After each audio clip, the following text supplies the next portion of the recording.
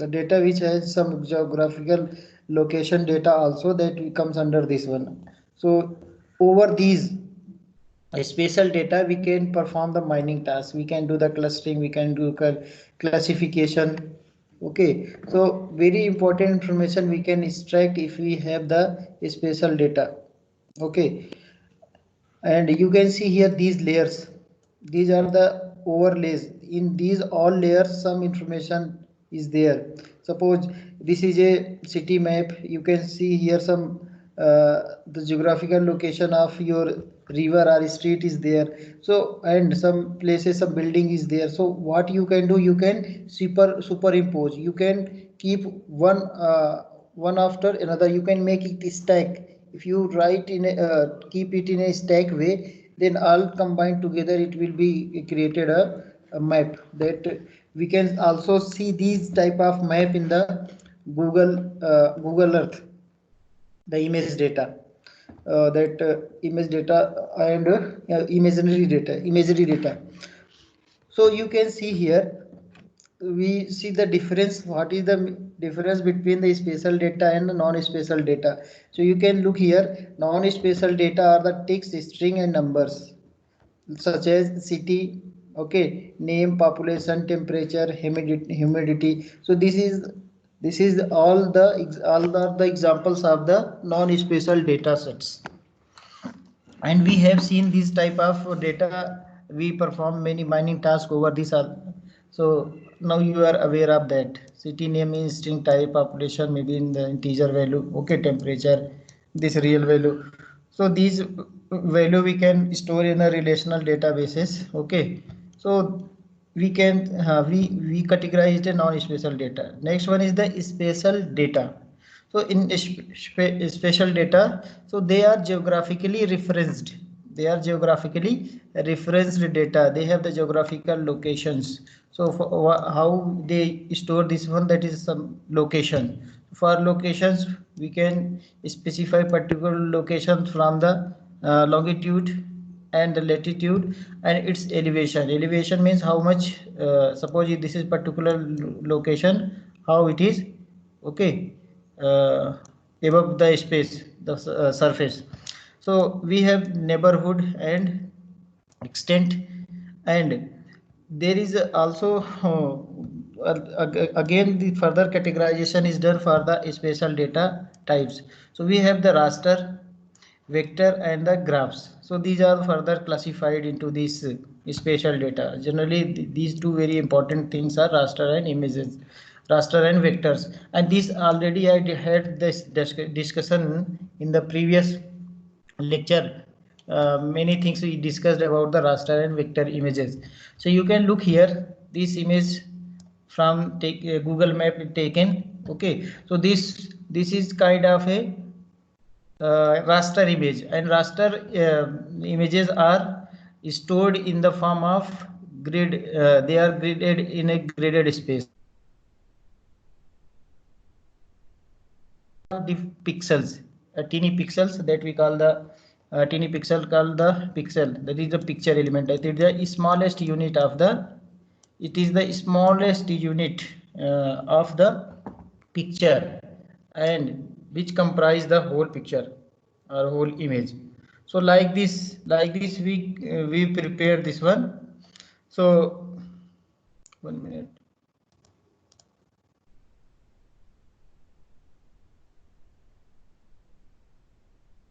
Yeah, so here you can see this image, this is a raster kind of image, and they have their advantage and disadvantage also. Okay, so one is one more is the vector. So vector images are composed of the point, with the help of we will be having the point, line and polygon.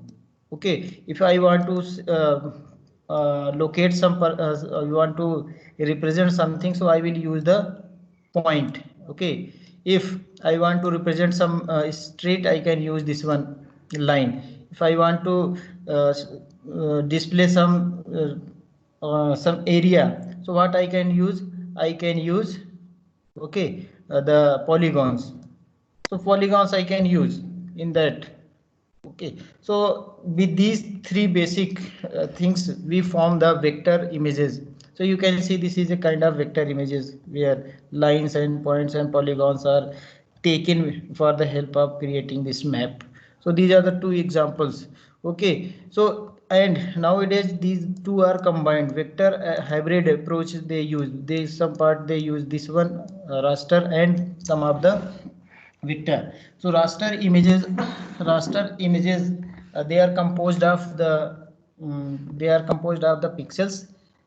So they have their own advantages and disadvantages. Okay, and whereas this vector image is as far as the vector image is concerned, they are also having their advantages. Like here, if we convert digitize the images, so what will happen, it takes a lot of space in the computer memory. And here for this one, this vector images, they are composed of lines, so mathematical model may be there, so they can be scaled and and when we are zooming or making it smaller, we are zooming out, so the quality of the image doesn't degrade here. But here, so we can accurately define the places with the lines points. Okay, here accuracy will be there, but in raster images you cannot accurately define, means sudden changes you can't say. Like like here you can see some, if I zoom it now, there will be some transition of the images from this place to this place with the color, but here sharp changes you will see in the raster images. Next one is the graph, that is called each composed of node, edges and path. So suppose one point is there and one point is here and one point is here, so this will be a these are the called the node, and we have made this is called the edge. Okay, so like this we frame the networks, the graphical structure will be formed. So what will be, if I say what is the path, so I can traverse from one place to another place up to this, so this will be the path, I will count this one. So like this the graph can be formed, but basically raster and vectors, they are the very widely used. This classic example you can see here, this is an example of this spatial data and how spatial data has helped to get the information. See here some disease cluster, this area is there, we have mapped into some geographical locations. Okay, so what happens, deaths of cholera epidemic, when this data was received and these data was mapped into the these data was geographically referenced and mapped, then some picture came, some fruitful information they drawn. What they drawn, the all the peoples who was affected with the this cholera epidemic. So what happened in that, if they mapped these locations, they found that there is certain area, in that area only this is happening, this cholera is epidemic is spread out and deaths are happening. Okay, so they came out why it is happening, so they came out that there is a one place. Okay, there is a well. Okay, in that water pump, that is the infected place, because of this area they are taking the water, and that's why this is happening, this epidemic is spreading out. So like this, see, if it was possible only when we map the data into the geographical locations, with their geographical mapping was done, then this information came. Okay, this is the location, where is the center point, this one. So this point can be represented with the dot, that is the vector. Okay, and these streets you can say we can represent with the lines, and this area we can see here. Okay, this we can be polygon. So here we had seen this type of analysis, we can see we have fixed this point, and we have did the clustering. When we found the clustering, then we came to know that this is the center place, and there is the water pump that is infected because of this this is happening, this epidemic is spreading out. So like this type of information we can scatter out from the this data mining over the spatial data sets. Okay, so similarly some other also can be done. So cancer cluster to investigate environment health hazards. Okay, crime hotspot for planning police patrol routes. So it is possible because of this can be very helpfully can be planned with the help of the spatial data sets. Bald eagles nest on tall trees near the open water. So okay, so these are the different answers that we can draw that we can find out with the help of mining of the spatial data sets. Okay, so we can map, you can see in this map we can this location, this tree is there, these tree we can map into the geographical locations, actual geographical locations. Okay, in the by putting their coordinates.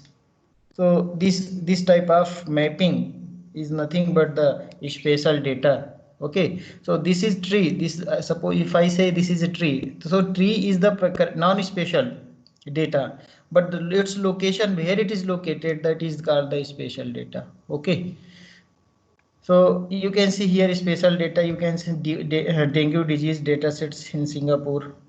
They mapped, they came to know that the locations where this spreading is there.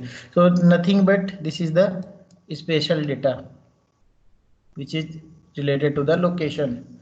So what are the different relationships that we can form in the spatial and non-spatial data that we need to know? So non-spatial relationship generally explicitly stored in the data set, in the database, spatial data, whatever will be there. Suppose this Bhopal is the capital of Madhya Pradesh. So what is this? This is non-spatial information. Okay, this type of information we can, and there is a relation, is capital of, is city of. Okay, so this type of information we can store this type of relationship in spatial non-spatial. So next, if I talk about the spatial relationship, so what is this? They are implicit, they are not clearly mentioned there, that is capital or whatever, they are not clearly, but we can compute, that can be computed on demand. If I say two places, I can select here Angalu to Madanapalli, I can say the distance, so you can measure that one, you can compute on the go whenever you are required. So this type of relation is there. Okay, we can tell the Angalu is situated in which direction of Madanapalli. See, this type of answers we can get and we can found. So we can see what type of relationship we can see. This is the topological. In topological, what we see in the intersection. Intersection means two roads are there or two streets are there, how they are intersecting to each other. They are meeting at one place. So this type of relation. Okay, two roads where they are meeting. So they are within which city? They are overlapping or not? Some overbridge is there, they are overlapping one upon another. So this type of topological information we can have in a relationship, we can have in a spatial relations. So next one is the direction. Some place is there, it is north or in the northeast, southeast, west, like this type of left, above or behind. So this type of relationship we can also have. And one is the numerical matrix, you can see here, we can find out the distance. Okay, 15 kilometer, 12 kilometer, whatever. So distance, area, perimeters. So these things are many more we can compute. Focal is means the slope. Suppose I have chosen one place. Okay, we can find the slope of that one. Slope means if some heighted place is there, if you drop some water, then it will go down. So, and how it is coming, we can find out the slope. Slope means okay, whether we are going to down, if the slope is there, definitely will come, but how steep is there, how slope is there, we can measure. Next one is the zonal, highest point in a country. So this type of relationship we can find out. Okay, we can find out, we can store in the spatial relationship in a spatial data. And we can also use this for the relational database. Next we'll see how it is done. Okay, let's see the different very important applications that nowadays it is happening. So you can see here in geographical information system it is widely used. GIS system is there now, very popular. GIS system, they are having the geographical information system. They have the geographical location data as some information processing system is also there. They are processing this type of information. Okay, so that is called the, and India has our GIS system. We have the Navik, na, like GPS. In India we have the Navik navigation system. Okay, geo marketing, it is very popular. Geo marketing means based on the location you can locate your customer places. Okay, where they are, what are those areas where you can increase the sales. So that geo marketing is possible because of this spatial data mining. Next, remote sensing is there. Remote sensing is very popular also. Some satellite images we are taking. Remote sensing means we are taking the, we are trying to know by sensing the place without touching that place. So we have the satellites. They are taking the images of the different locations, and then we are with the image we are extracting the different information. Satellite images like heat maps. Sometimes we create. This time due to the coronavirus, people are the world is saying that pollution has now gone at a minimum level, and the ozone depletion is getting getting filled. So how they are measuring this type of ozone, in the entire earth the ozone depletion was there. They are taking the images, creating the heat maps. Because of that they are able to know. Image database explorations. Okay, medical imaging also. Navigation, it is navigation in the navigation it is very helpful. And for navigating means some aeroplane, okay, ships are there, okay, whatever that navigation we can do. And traffic control also we can do based on this geographical and spatial data. Okay, we can know which place the traffic increasing. Okay, we can optimize the route, which route will be better for economical traveling. Okay, similarly for the environmental studies, estimating regional water resources, what are there. Because of the locations we can know what are the regional, either at some particular place, okay, rivers are there, okay, some man-made well or something is there. Okay, so these type of estimation can be done. Analyzing the population trend, you can take one particular regions, okay, in that you can find out whether the population in particular geographical location it is increasing, decreasing, okay, is constant. So this type of trends you can find out only because of this geographical or spatial data. So you can find out the fastest way to get to the grocery, means that is the route optimization of the routes. So these are the different real-time applications. These are the real-time application that we can do. And you had seen now companies they are very much using this, because everybody is having now mobiles, and in that GPS system is there. So they are now tracking their customers at present where that person is there. Okay, so what is happening, this type of information we can extract in CRM is also there. CRM, that is called the customer relationship management. Okay, if you add the GIS system, the GPS system in the customer relationship management system, CRM system, then you can live track your customers, the location, its coordinates like the latitude and longitudes, and you can locate and you can plan the products for them. So these are the different applications. It is not just few we mentioned, but it has lots of applications in the real-time domain. Okay, so next, spatial data. Spatial data stores a large amount of space related data, I told already, such as map, pre-processed remote sensing, medical imaging data, and VLSI chip layout. These information we store in the database that we call the spatial database. So it carries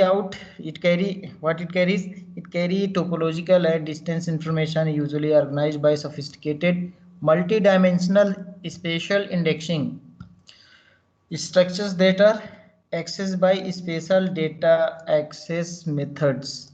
Here we will use the different query systems. Okay, it may be the SQL, it may be the data mining technique, and they often require spatial reasoning, geometrical computations. Geometrical computation means some locations, distance, and its directions, orientations, and spatial knowledge representation techniques. Okay, so they have the spatial databases. Next one is the how we will define this data mining, spatial data mining term.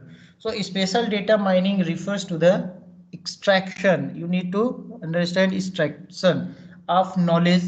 Okay, spatial relationships that I told in earlier, spatial relationships or other interesting patterns that are hidden there, but they are implicitly there, but you are not able to do directly. So this data mining task will help you. Okay, these interesting patterns not explicitly stored in a spatial databases. Such mining demands an integration of data mining with the spatial database technology. Okay, with this one, so we can find out, we can extract the knowledge.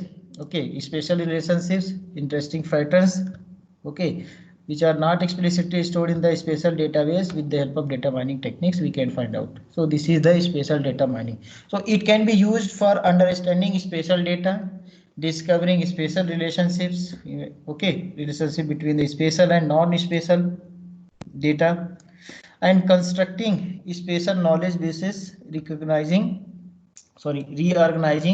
spatial databases, and optimizing the spatial queries.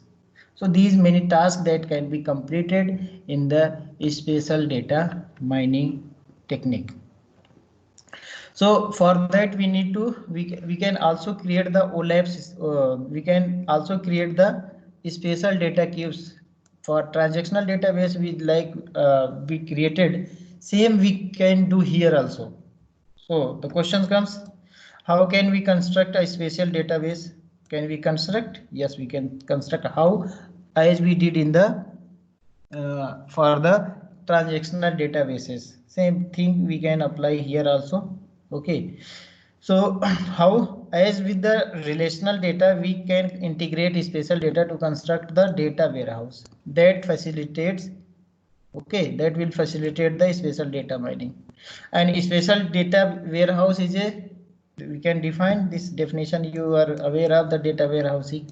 This is the subject oriented, okay, it is related to some subject, okay, and integrated, time variant, definitely it will change with that respect to the time, okay, non-volatile, once it is stored it is not going to change.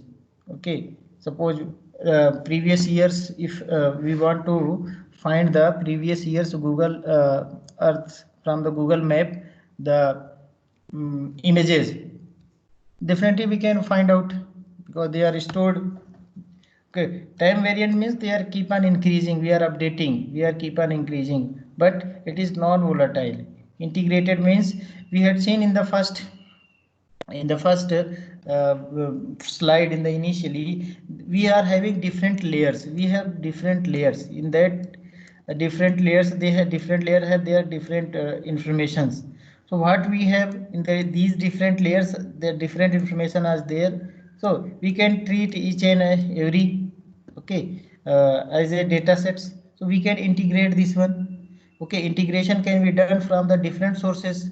Suppose some satellite imagery data is there, they are collecting some other source, from some other sources we are collecting, so they will be integrated. And subject oriented we can make. Subject oriented here what means, if I say it is a for this data belongs to the land data, Okay, land data means land, how the land is distributed to different persons.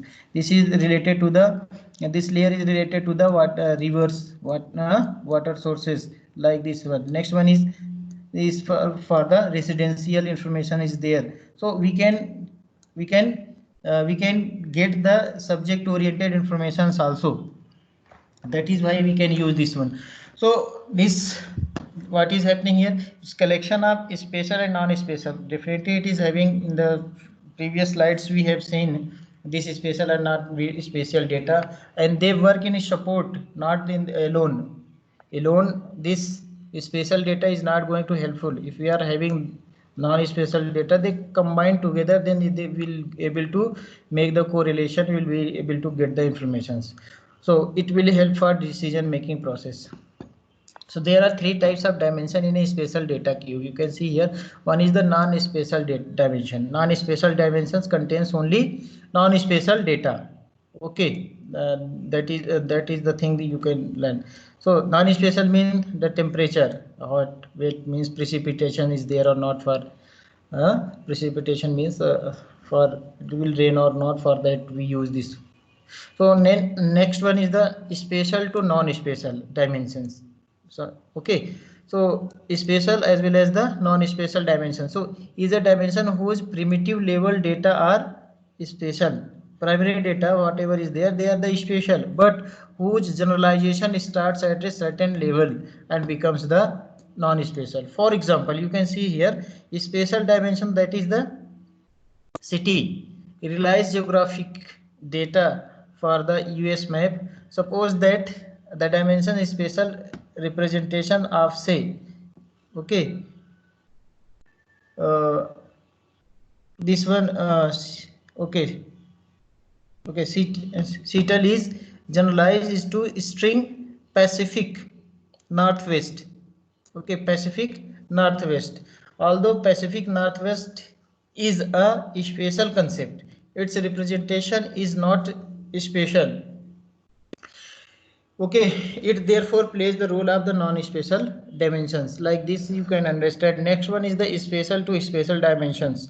Is a dimension whose primitive levels and all of its high level generalized data are spatial. So it's if from the beginning to the end it will remain as a spatial only. So for example, the dimension equitemperature region contains a spatial data, okay, as do all of its generalizations, such as with region covering 0 to 5 degrees Celsius, 5 to 10 degree, and so on.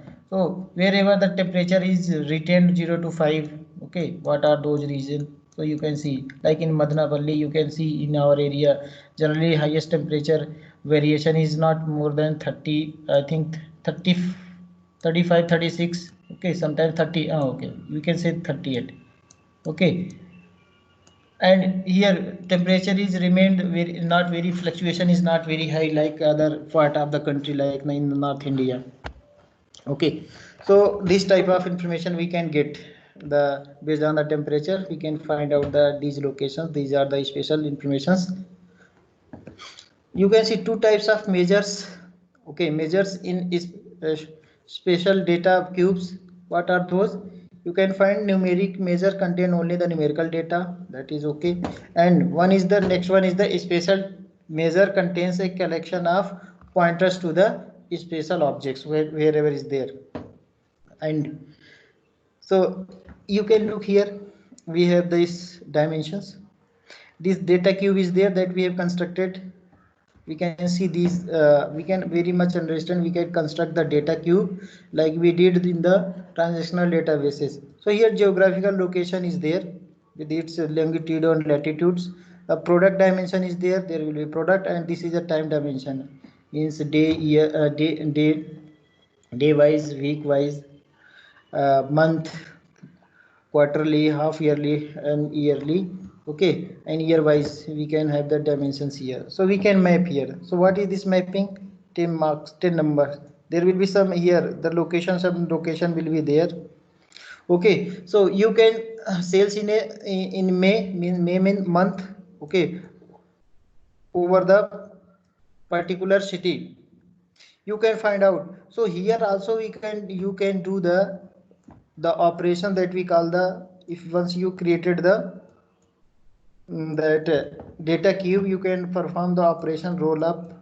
Okay, you can perform the drill down operations. Okay, you can go into the granular level by drilling down. You can come to the higher level of the hierarchy using the roll up operations. So once you have created this data cube with the help of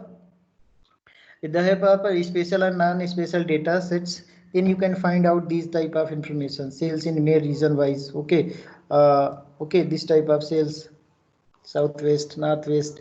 Okay, sales in May and regions. These points are these are points for the locations. So this type of information definitely you can get, and it will increase your sales. You can do the geo marketing. Similarly, we can find out the this type of schema. We can see schema we can create, like we have created. This is a star schema. Okay, this is a star schema for the British Columbia. Okay, so weather special data warehouse, and that correspond to the BC weather probes maps. For that, this is a map. For that, we have created they have created this fact table, then regions for regions. So these are the different attributes that is considered, and different dimension tables are there. So you can now look here. We can also create a data cube, and we can design the schema. For this one schema, it will help you to make this data warehouse. Okay, for special data warehousing, and then after we can perform the this type of data mining techniques over. So in fact table, in the central you have seen region name, time, temperature, precipitations. Okay, and region map, area, okay, count. Region wise we have the separate the dimension table. In this dimension, time dimension, you can see here time, day, month, season. Okay, in this dimension one more dimension is here. This is also one dimension, the temperature dimension, and precipitation. So precipitation, these all can be combined to a fact table. So this is a star schema, I think you know.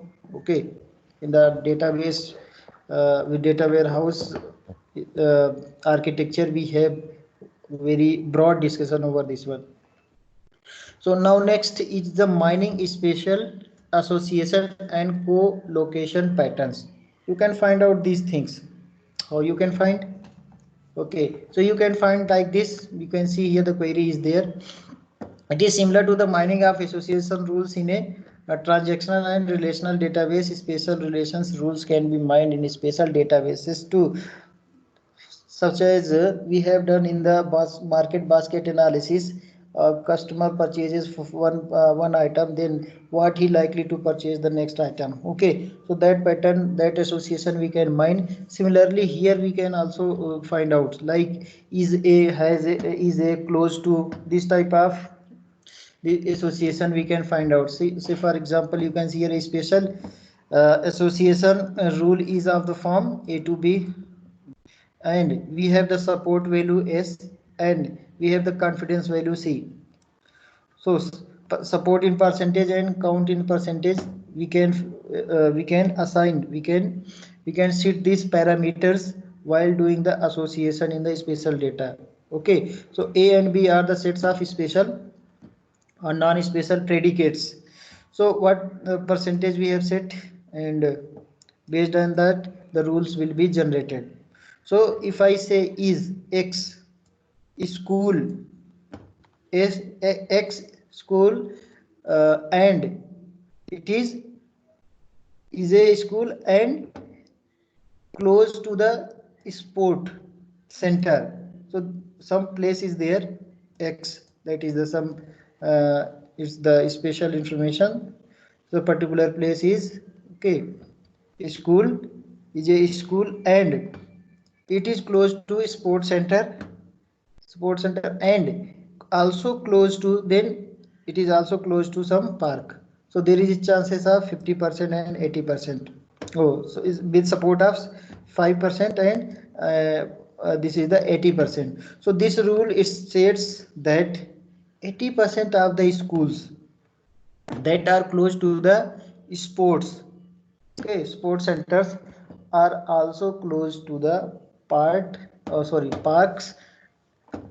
and 0.5, that is 5%, okay, 0.5% of the total belongs to such cases, and such number is 0.5%.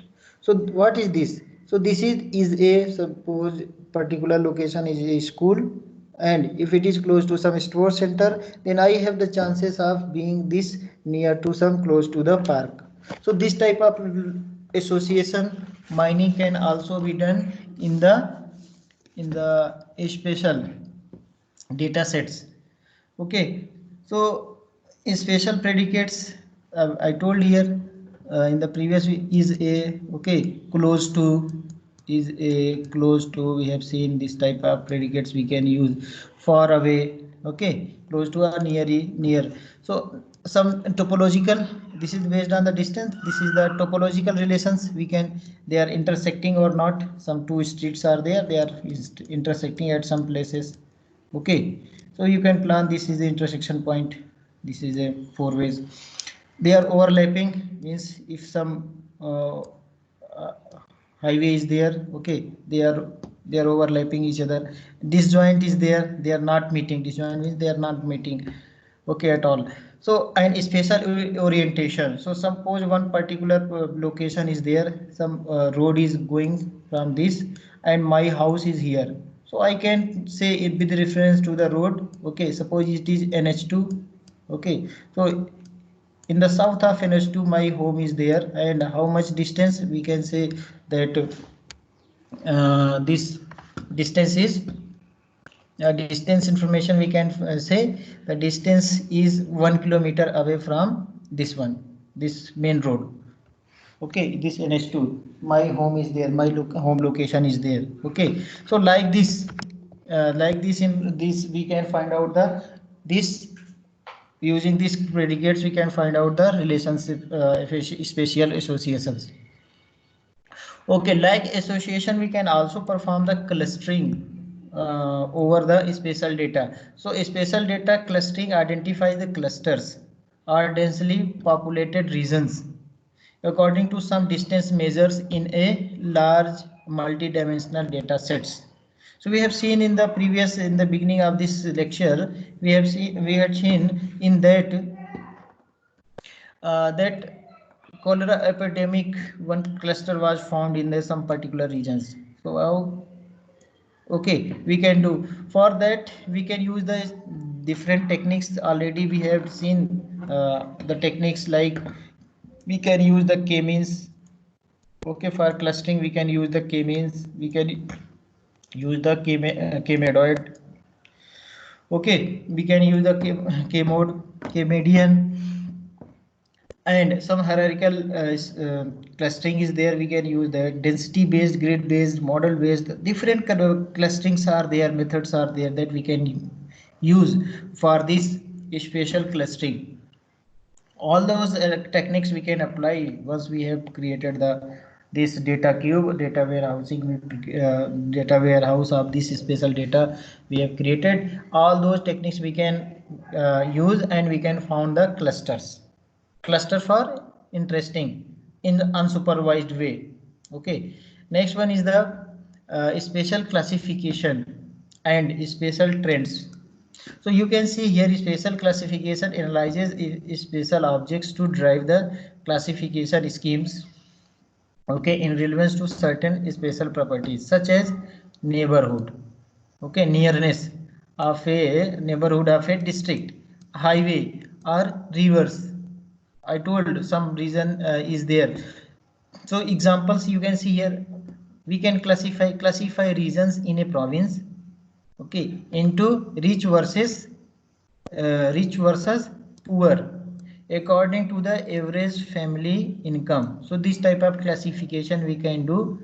Okay, province means region, regions or province, we are having the location data. That is the spatial data.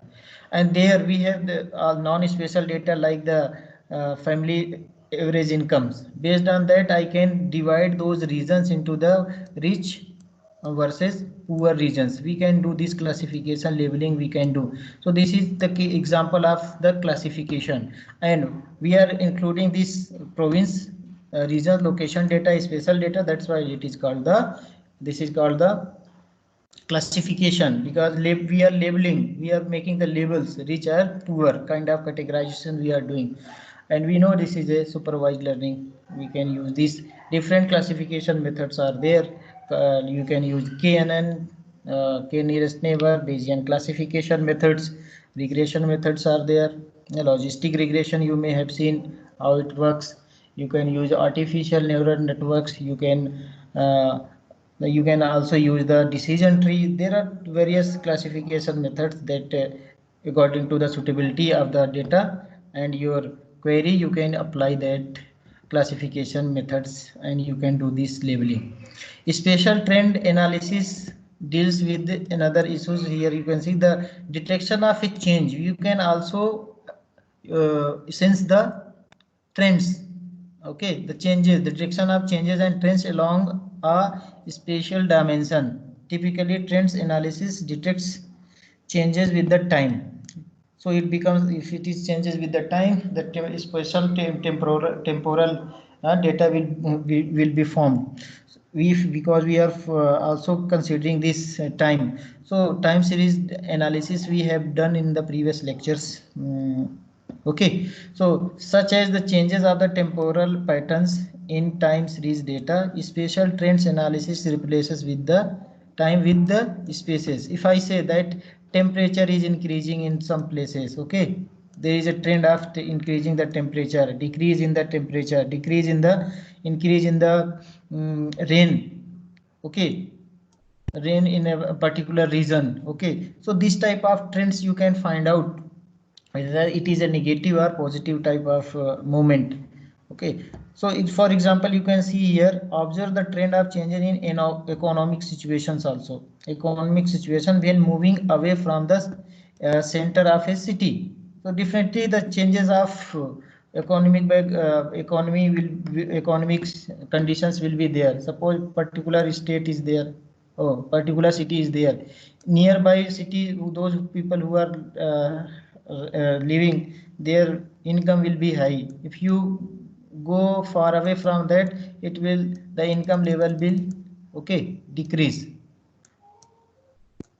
So this type of trends you can find out. So the trend of changes of the climate or vegetation with increasing distance from the ocean. So you can also find this trend, how the trends are changing in the climate as well as the vegetation, that is the forestry, with the increase in the distance from the ocean. So this will be one reference point, say city or, okay, this city or this is ocean. From this you will find out the trend. Okay, we can find out this trend. So with this we are now ending this today's lecture. Spatial data sets, spatial data mining, we had seen what is the meaning of the spatial data and non-spatial data, and what how the data cubes and data warehouse can be built from the spatial data and including the non-spatial data. We had seen how this information can be used for the classification, prediction, and clustering and association rule minings. So these many things we can do, and it has very vast variety of applications in the real time, in the real environment nowadays. Many companies are using this, and we have the very powerful GIS systems. So everything which is related to this spatial location, which is reference to the geographical location, that's come under that, and it has a very important information that we can extract from the data mining techniques. Okay, so we are wrapping here today.